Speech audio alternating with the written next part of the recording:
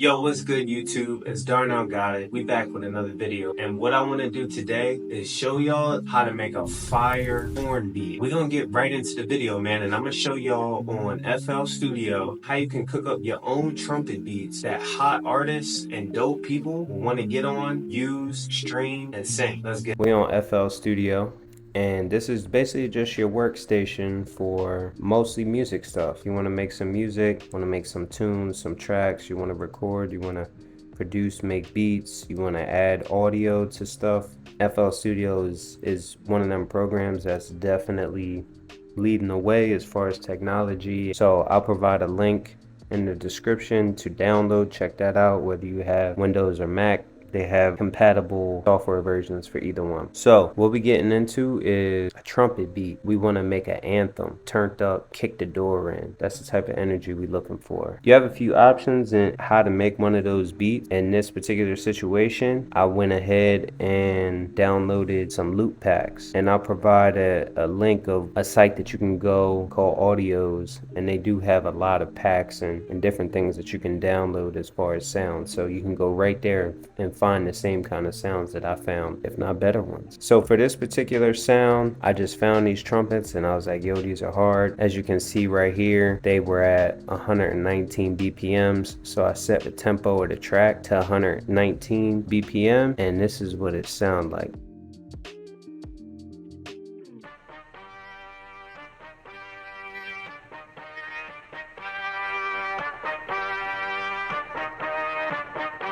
So pretty simple, right? It's a nice melody. You can tell they found some real good sounding horns, whether these were live or some type of MIDI instrument where they played on a keyboard. I don't know. And that's the beauty about a loop. You can just scroll through until you find one that you really like. It doesn't really matter how they made it, as long as you rock with it, you vibe with it, and it gives you some type of inspiration to cook up something. That's really what we're looking for. So I started by dragging that loop in from one of my packs. So as you see here, these are all my sounds. So when I download sounds, I just go ahead and throw them in that packs folder through the FL Studio file directory. You just find the pack, and then whatever sounds you have, you just load the folder right into the packs, and then it'll pop up in here in the file browser. So from here, I'm like, okay, I got a cool melody. Then from there, I went ahead and copied the melody. So this melody right here, I just went ahead and copied it. It's the same melody, and then you just click something called Make Unique, and it'll basically give you a second version of it, which it ended up being this right here, which is what I originally had there. And then from there, just to give it a little different flavor, I went in here and I pitched it down an octave. So it's basically playing the same notes, just way lower. In the same key, playing the same note, just much lower.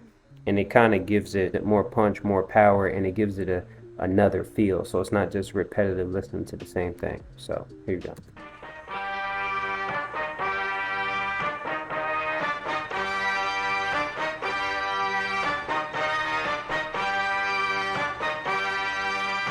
So as you can see, it turns up, and it turns up because I made that copy, like I said, and I changed the pitch. So then from there, put a little transition in. Again, something I just grabbed from my pack. I could go here, I could search and hit transition. This how many packs I have, that now if I'm looking for something, I could just type it in and I'll have my options pop up.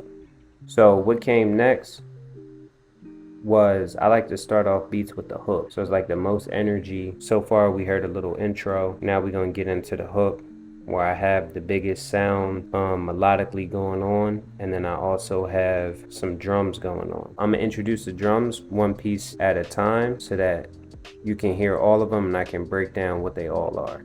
So let's see what this last one is.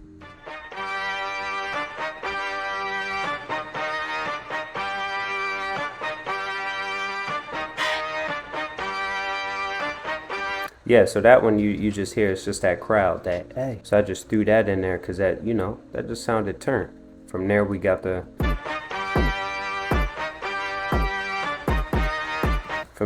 knocker, we got the kick. So from there I just went into my packs again, found the kick I like, dragged it over here, it's right here. And then once I had it loaded up on there, from there I just drew in the pattern.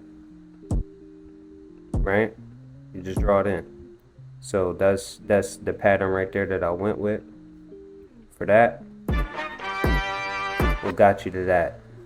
Then I found me an 808 I liked in my packs over here and drew that in too. Now with the 808, you know, you do want to pick some notes that sound good. So these were the notes that I felt like sounded right with the horns.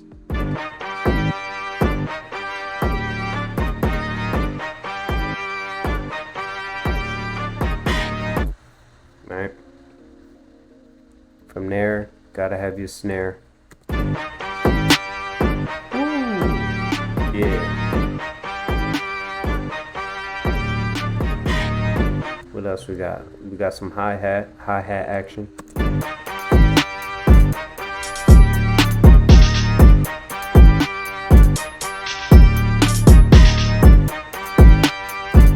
So a trick I'll share with y'all on the hi-hat is, most of the time when you draw in MIDI on FL, it's going to start you off at that C5. That's like the normal where it just drops samples, and usually if you play a sample or a sound is playing it at whatever C5 is corresponding to the key of that sound. So what I like to do is I like to find the key of the beat and match the hi-hat to that key. So I make my C5 whatever note sounds like the right key of the beat. Then from there, you can take octaves of the hi-hats for your rolls, and it just sounds good because it's in the right key. You know, you set some up, and you set some shorter ones up. You want to play with the timing, give it different patterns, different rolls, different feels, and then take advantage of the octaves and give it a completely different vibe.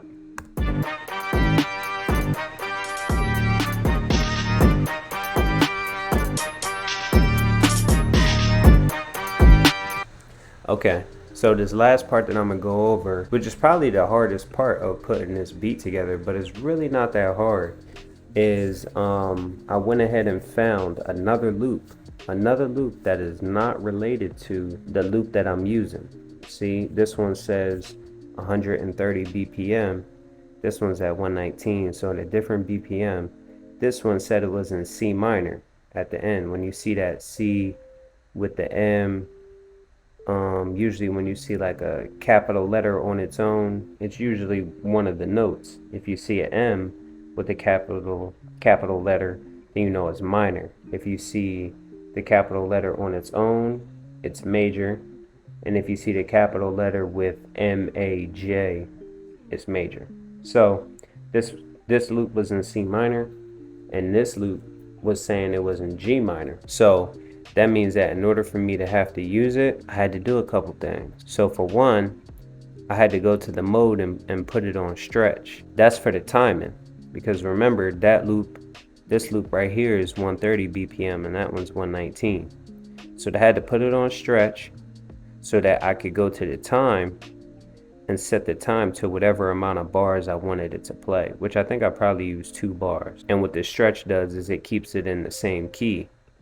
Then from there, once I had that set up so that it was in the right time, then I just had to make sure it was in a good key when I dropped it in. And so luckily for us, I didn't have to mess with the pitch, but I did reverse the sound right here.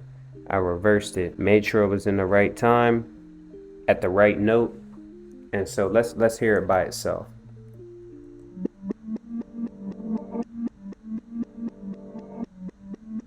So y'all can tell that it's reversed. It has that reverse sound to it. I really like that when adding to other loops or other melodies, you put something in there, and it's always cool to add something that it's not an obvious sound or obviously playable or repeatable. You kind of got to take something and freak it a little bit in order to get to that sound. So just to show you, before I reversed it, it sounded like this.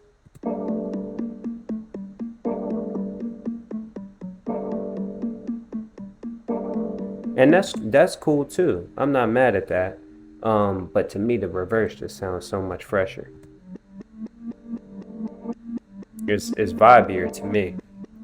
So this is what it sounds with the trumpet too. And then here's it with everything.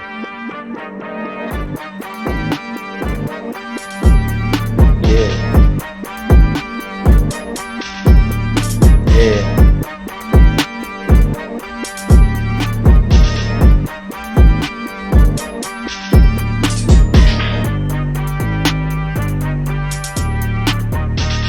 That's pretty much the entirety of the beat. From there, I broke it down for certain parts. You got the verse section here.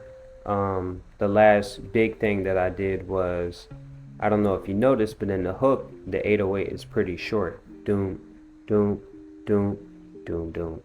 But for the verses, when I wanted to give it that drop, I found a different 808 and held those notes out so they were longer. Doom, doom, doom. I'll show you.